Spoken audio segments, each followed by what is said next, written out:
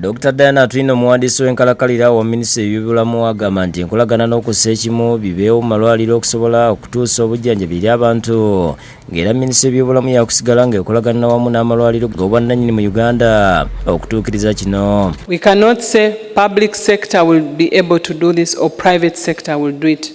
It's not a monopoly. It's everyone's responsibility.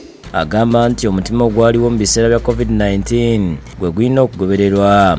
Dr. Atwine okwogera bino abadde mu lukuŋŋaana mwasisinkanidde bannannyini malwaliro ag'obwannannyini olwateekeddwa ku Minisitule Hotel Ensambya. Asibye abasawo mu malwaliro ga Gavumenti n'ag'obwannannyini okolera awamu okutumbula ebyobulamu. If we are called upon to provide the service, regardless of where you are, it is our responsibility and it is our noble responsibility to provide that service.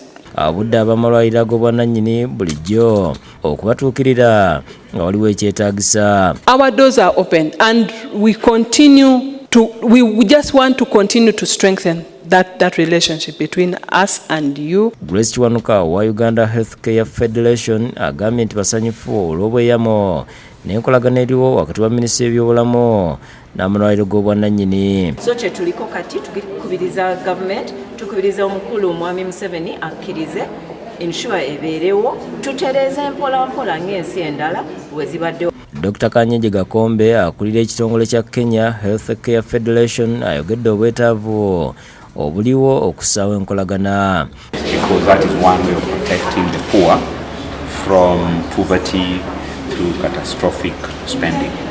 And for healthcare, it is one way to keep people from dying.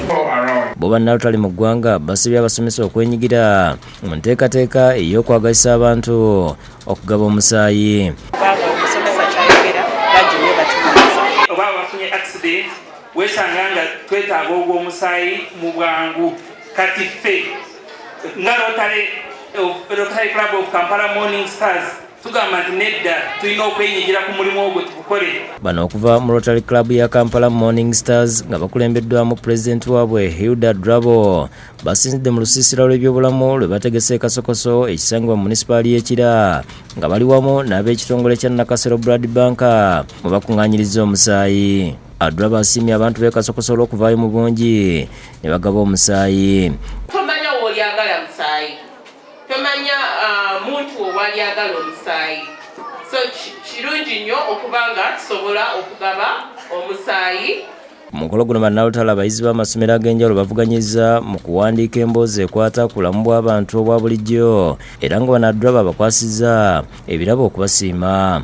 Abamu ku baami abagabye omusaayi boogedde obukulu bwakyo. Omukyala wange nga yafa nga nzaala yafiira mu ddwaliro ye Naggulu naye twagenda okutuukayo okunoonya omusaayi.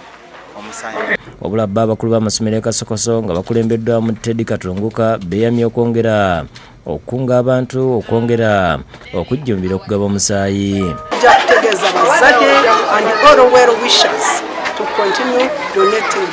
Maria Natumbwe ne James Magala bakusakidde eggulu lino.